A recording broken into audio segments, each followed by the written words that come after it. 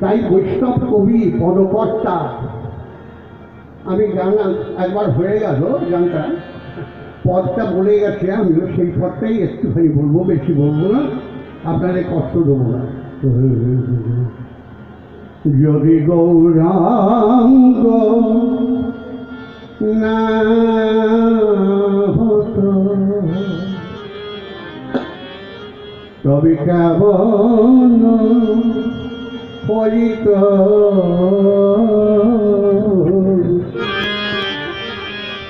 তবে বলো কেমনে ধরিতাম দে কেমনে ধরিতাম দে, যদি গৌরাঙ্গ না হইত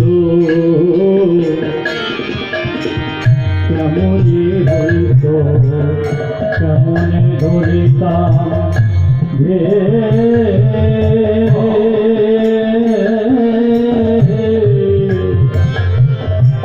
দেখুন তো কথার মধ্যেই কথাগুলো রয়ে গেল। আমাদের বোঝাবার জন্য পদকর্তা কি সোজা সরলভাবে বলে দিয়েছে। কি বললেন? যদি গৌরাঙ্গ না হতো, আমার গৌর যদি না হতো কেমন হইত, কেমনে ধরতাম যে,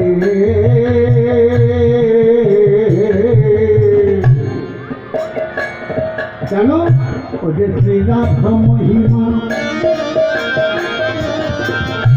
প্রেম রথ সীমা, শ্রীরাধার মহিমা প্রেম রস সীমা, ও যে শ্রীরাধা মহিমা মহিমা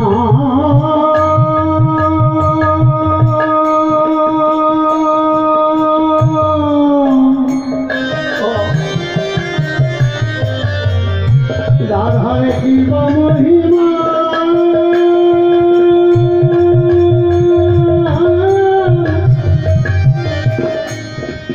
মহিমা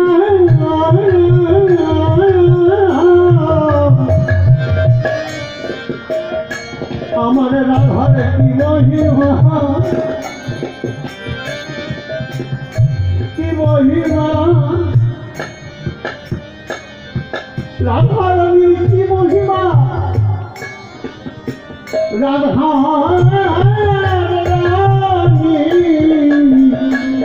কি মহিমা। তাই ভক্ত কবি বলছে প্রেম রস সীমা জগতে জানাত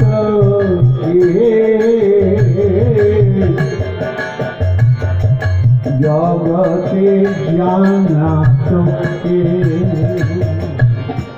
রাধার মহিমা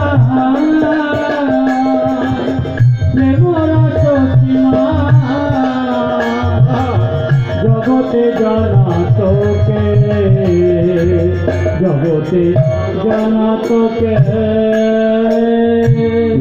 জানাত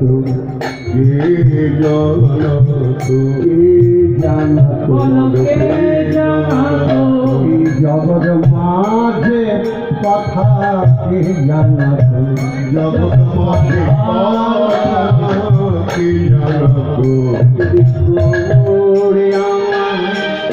নায়াসিক জগৎ মাঝে কথা কে জানাত, যদি গৌর মোরে নায়াসিক জগৎ মাঝে কথা কে জানাত।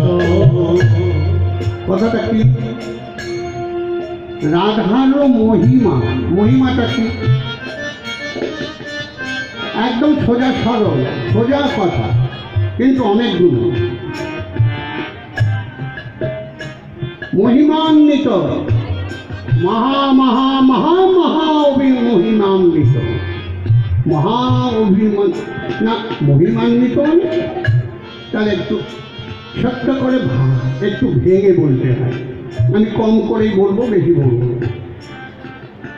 রাধারানীর কি মহিমা ছিল?